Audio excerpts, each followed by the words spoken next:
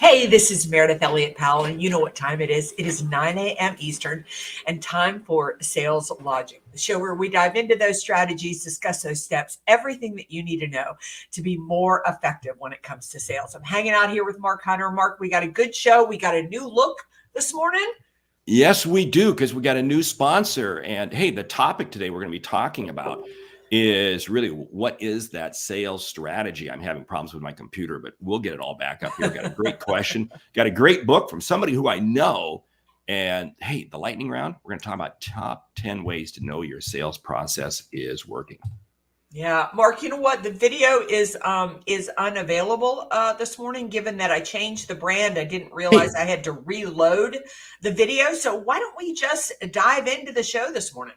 Let's dive in. And I'll tell you what, with that, we want to say, hey, thank you for really Calendly for being our sponsor. The power of scheduling automation has never been more important than it is today.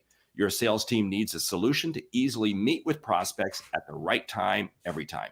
With Calendly, you can turn more meetings into revenue, accelerate your sales cycle, and increase your win rate when you use Calendly to automate your scheduling.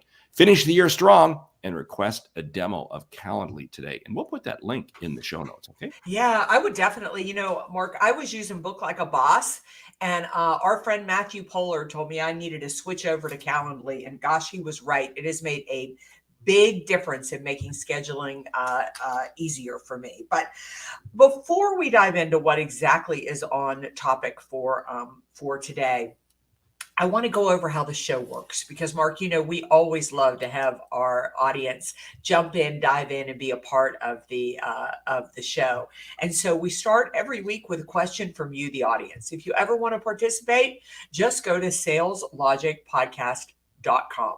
We cover a hot topic, recommend a book, and because we want you to get return on investment, that's very important. We leave with a lightning round. So, Mark, what are we going to dive into today? Well, we're going to dive in today, the power of the sales process. So that's what we're going to be talking about. And the question today comes from Tito. I can't pronounce his last name. He's in Spain. He writes, I work at a mature technology company, and I am a newer sales manager. I've only been here a year. I think our sales process is outdated. It was designed over 5 years ago. What are your thoughts? Do sales processes need to be updated? And how would you handle it with senior leadership if you were me? Ooh, that's a great question. Yeah, it is a good question. And, let's make it simple. Absolutely, sales processes need to be updated. Through no fault of your own, no fault of their own, some of the things that you're doing to land business, they won't work 6 months from now. Think about where we are right now. I mean, we're recording this in quarter of 2022. If the economy is red hot next year, if the economy hits a stalemate next year, all of that is going to impact your sales process. So you definitely need to be looking at that sales process and updating it. It's as simple as asking yourself, objectively reflecting on the sales process, what worked in the last 3 months, what didn't work in the last 3 months. So, Mark, let's kind of dive into the first part of that question, and then we'll dive into how the heck you handle that with senior management. Yeah, because it's really two-part. I'm going to say, even before you look at the sales process, look at your people, because I'll tell you what, people change. And it's very easy for us to sit there and say, oh, we got to change process. It may simply be, how are your people applying it? Tito, you're relatively new in the job. You may be asking your people to do different things than their previous boss. Hey, that's great. That's what a new boss does. Takes the game to a higher level. But ask yourself this question, Tito. Are the results I'm not getting more of a function of a bad process or, hate to say it, bad people? Man, you really, really nailed that. Such an important lesson. Gosh, Mark, I was just sitting down having lunch yesterday with an executive, and we were talking about this very thing. I mean, and the question on the table was, are your people even doing the sales process, right? I mean, that is such a good point that you are making. And Tito, Mark just gave you a brilliant piece of advice. You need to back up there and see if people are even doing the sales process, because you don't know if it's broken if nobody's even putting it into place. So as a sales leader, you have to be managing, you must be managing both behaviors and results. Now, here's a couple of things to take a look at. Look at the repetition, look at the continuity, look at the focus that the organization's doing. Many times the sales process feels broken because the salespeople are just not going through the reps. It's like having the gym membership. You can have a gym membership, but unless you go and get on the machines, nothing's going to happen. So again, this is where I come back. Don't race to change the process before looking at the people. And then the second thing is, and goes back to what you talked about so well right up front, what's changed in the market? In other words, what's changed in the market, and is our process communicating and really opening up the needs that we need to? Because again, that could be a whole other thing. I've seen organizations have to change. We've talked about this a lot. ICP, ideal customer profile. We've talked about this a lot, where the target market they were going after 2 or 3 years ago, and the target market they're going after today, totally different. Because guess what? Things changed out there.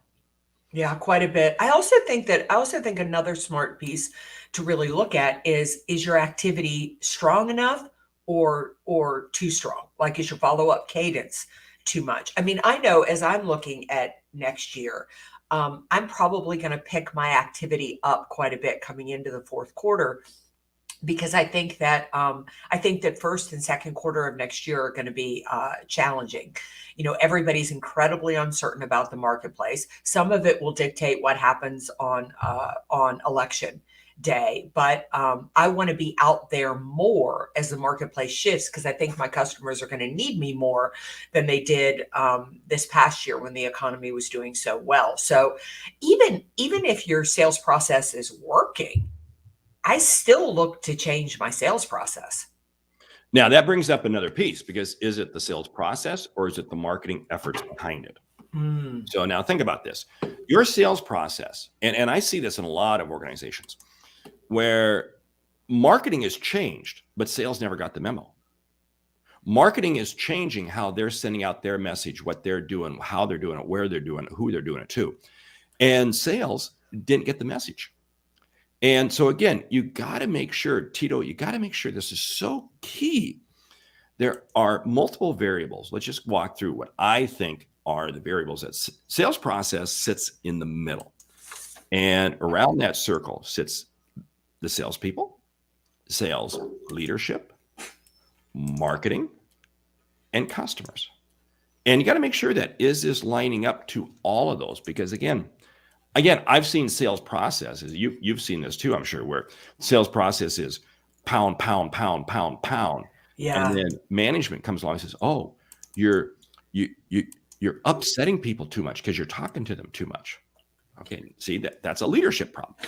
So again, you got to make sure that your process fits all of the constituencies that you are really having to deal with.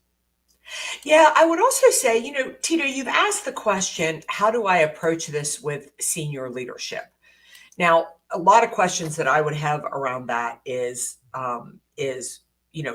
senior leadership kind of cemented to this sales process? Are they, not negotiating and open to change? So I'm going to take this question from that assumption. Yeah, that brings up a great point there. Because again, I've got to be able to, if I'm going to go to senior management, I've got to walk in with facts, and I've got to walk in with the recommendation. Because if I walk in with just hearsay, this is what I think is happening, you're going to get blown out of there. And as the new kid, guess what? It's going to be a short tenure at that company. So I got to make sure that I have the metrics. Now, here's the thing though. Make sure you're measuring the right metrics. Now, if I'm going to senior management, I am going to rely a little bit more on historical metrics. In other words, what has the activity been, et cetera, et cetera. But make sure that you're not throwing yourself under the bus and everybody else who's in your position under the bus. So this is a delicate piece. So, you almost have to walk in to say, hey, I see an opportunity for us to X our business for next year. And to do that, we're going to have to do X, Y, and Z. Start the conversation off that way. Then you back in and you share the numbers, you share the results. only if you need to. So that, I'm thinking out loud here, but if I'm walking in, that's the position I've got to take. Yeah, Tito, I tell you, when I worked in corporate, I always took action and asked for forgiveness later. And what I would do, I know that shocks everybody. But here's the thing. Leadership doesn't care about the sales process. They don't. They don't care what you do to get sales. If you can increase results, they're going to ask you what you're doing. And so I wouldn't go through that door until I had increased the results. If you look and work with your sales team and you think the process needs to be changed, change the process. It's funny. People always felt that I worked in corporate a long time ago. I mean, when it was odd to have a woman in leadership. That's how long ago it was. And people used to always say, "Do you feel discrimination? Do you feel things like that?" And I would say, maybe a little bit. But as soon as I produced the results, nobody cared what I did, how I did it, or what happened. They just wanted to know what I was doing so everybody else could copy what I was doing. And so to me, if I had a team, I was new in the position, it meant I lacked credibility. And then here you are, you're that new person coming in telling them to change everything. They think you're, nuts. I'd get the results. I'd increase my sales by like 10 and 20%. And then you got all the power in the world to change anything you want to change. And I'll tell you what, here's something to keep in mind. Tito or anybody else looking to change their sales process. Don't think this is going to require so much money to buy this or buy that. No, the vast majority of changes in sales process just occur with how the sales force does what they're supposed to do anyway. Mm-hmm. I mean, that's the vast tools are only there to support them. Yep. If you are sitting there saying, "Oh, we will never be able to achieve X level of success unless we buy this program, man, you are setting yourself up for failure, because I've never seen that program and that program and that program achieve the results that you think you're going to achieve, because it comes down to the people at the beginning. So really, this kind of helps us shift into that question that we're talking about in terms of the sales process. I got a question for you. Is your sales process more people driven or systems driven? Clarify that a little bit for me. Well, in other words, people say, "Oh, we have a great sales process. We use this tool for lead generation. We have all these tools in our tech stack." And is it driven by that, or is it driven by the people?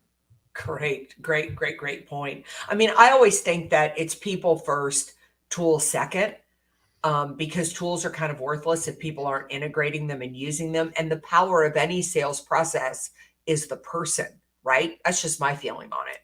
I truly agree with that. And, we see it. We see it with peers that we happen to work with, solopreneurs and so forth. They say, "Well, if I just get this program, suddenly my business is going to be totally different."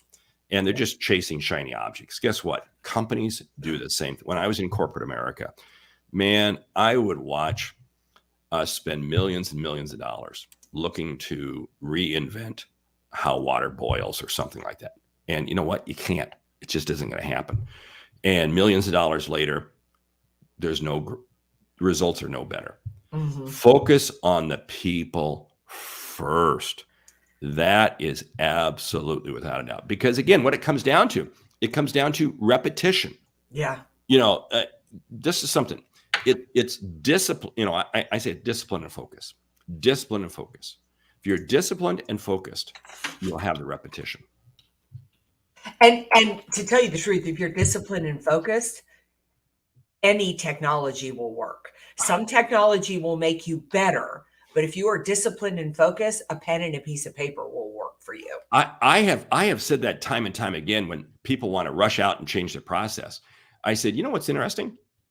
You probably just haven't been working your process. Yeah. If the process needs tweaking, it may just be, we need to increase our level of cadence. We need to change when we do the demo. We need to change when we do this marketing event, that type of thing. But it's rarely is it a significant change in the process.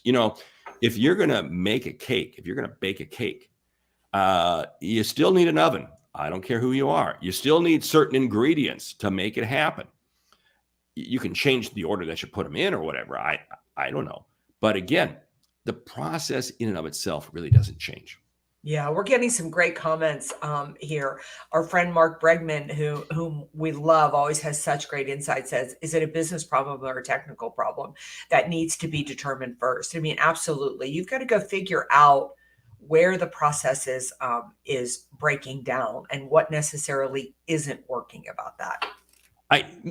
The technical piece supports the people. The people are not there to support the technical. Yeah. You and I sit in a lot of meetings, and we attend a lot of meetings. And have you ever sat in that corporate meeting, that company meeting, where the person up front speaking is literally reading everything on the PowerPoint slides? Oh yeah, because they are driven by the PowerPoint.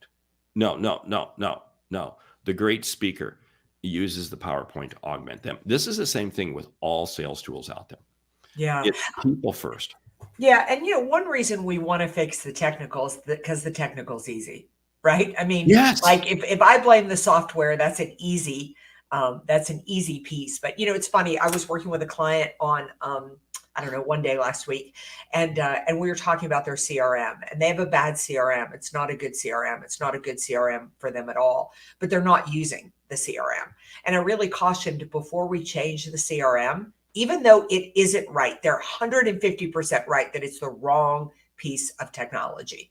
We have to establish the behavior before you invest in the in the new technology. Oh, so true on that one. We had a great question that's come in. Yeah. What are some things for a startup manufacturing? First of all, you got to identify what is your ICP? Who is the target market that you're going after? And then 2, begin to understand what is the purchase cycle that customer goes with. And then begin to build your process. But if you don't know who you're selling to, the outcome that they're going to receive from it, and how frequently they purchase, et cetera, you can't even begin thinking about a process. Don't overcomplicate it. The best sales processes are very simple. I have a very tight list of leads that I'm turning into prospects. I'm qualifying them as prospects, and I'm staying with them. I'm nurturing them. I'm following up with them, and I'm turning them into customers. It's not about boiling the ocean and saying, let me get 10,000 leads. No. Stay tight. Yeah, I would add to that, I would, if it were a startup and I were just getting moving, I would say for the next 30 days, I would just go out and talk to my potential target market. I wouldn't be trying to sell a single thing. And the reason I would do that is because you need to understand the marketplace. Yeah. You need to understand what they're worried about in fourth quarter, what they're focused on for 2023. Because if you are a startup trying to get into a crowded space like a manufacturing field, you've got to figure out where the opening is. What is the problem that isn't being solved by your competitors? If you can figure that out, you go back and you can build your sales process. In fact, everybody listening to that, you ought to spend the fourth quarter of this year just talking to people because their challenges are going to change for 2023. And the path to growth and profitability isn't through the perfect process. It's through solving the right problem. That is so spot on. And we do this through a couple different ways. We do this by educating the customer, but we have to be seen as somebody who they will accept information from. This is so key. And I love the question or the comment that comes, marketing plays a critical process role too. Right. It's without a doubt. Marketing can help educate the marketplace without a doubt. And it allows us to come in behind them and begin to fill in the pieces. It's so key. But again, don't overcomplicate things. It's the biggest challenge. Start with people and look for a disciplined, focused activity. And if that's not happening, if you can't get your people to be disciplined and focused, if you can't be disciplined and focused, I don't care what the tools are you get, nothing's going to happen. Results just aren't going to be there. Hey, let's go ahead and shift into the book. But before we do that, we want to tell you about Calendly again. Accelerate your sales cycle and increase your win rate when you use Calendly to automate your scheduling. It's the tool we use to manage our work days and achieve our sales goals. And again, the link is in the show notes there for you. Hey, the book this week, it's written by somebody I know. Yeah, It is written by somebody you know, right? It is. But this is what's cool about the book, because here's the deal. She lives the book. Yeah, it's written by Meridith. It's written 30 Days to Sales Success. And see, this is what we've been talking about. The key is discipline and focus. Yeah, I just want to say that I wrote this book because people kept asking me how to turn a prospect into a customer, and then how to increase referrals. And so basically, when I wrote this book, I just laid out everything that you need to know and everything that you need to do in order to make that happen. So you think about this. We have just given you a sales process. Yep. Just get that book. It is a sales process. You're absolutely right. There you go. So, hey, with that, lightning round, top 10 ways you know your sales process is working. Number 1, you get results. Number 2, you're seeing the activity being done on a consistent basis. Yeah, I would say that you start to see customers taking action and wanting that next meeting. The process is transferable between salespeople on the team. It doesn't just work for one person, but it works for everybody. Yeah, I would say the people on the team are motivated and excited about the process. Are you getting referrals and repeat business? Because if it does, that means you're connecting with your customers, you're delivering value to them, and the process works. Yeah, with that, influencers start to send you business. They start to see you as somebody taking a lot of action in the marketplace. Is marketing coming to you and saying, hey, what are you guys doing? Because you're achieving results. How do we make sure that our process lines up with your process? Yeah, I would say that there's consistency across. You see a lot of consistency. You don't see the peaks and the valleys with it. I love that. And what that means is that there's a consistent flow that the leaders are administering in the process. Are my sales meetings, my weekly sales meetings, are they more focused on dealing with problems or strategically setting the focus going forward? Why don't you share one more? I'll share one more and we'll close it down. Yeah, I would say that it's easy to onboard new hires. They become successful fairly quickly because they understand who you're focused on and know what to highlight in order to make it happen. Do your salespeople understand the process? Can they communicate it? Can they live it? Is it part of their DNA? If it's wonky and crazy, it's not going to happen. Hey, with that, we want to say a huge thanks to Calendly for helping us manage our scheduling needs through automation and for their sponsorship of the Sales Logic podcast. Be sure to visit the link in our show notes and request a demo of Calendly today. Hey, with that, again, I want to say thank you for listening to Sales Logic this week. If you like what you hear, subscribe, rate, and review the show on your favorite podcast app. If something we've said has earned you a single dollar, consider telling a friend about our show. It's how we grow to help you grow. I'm Mark Hunter. And I'm Meridith Elliott Powell. Remember, when you sell with confidence and integrity, uncertainty suddenly becomes your competitive advantage. And the sale becomes logical. I wish my computer was. It's been acting up all morning. All right. I am out the door to catch another flight, hit another engagement. But you join us right back here, 9 a.m. Eastern next week for another episode of the Sales Logic. We really love our audience, love how you engage. Please keep those questions coming. We want one thing, and that is for you to close more deals, help more customers, and make a bigger impact in your market. We'll see you next week.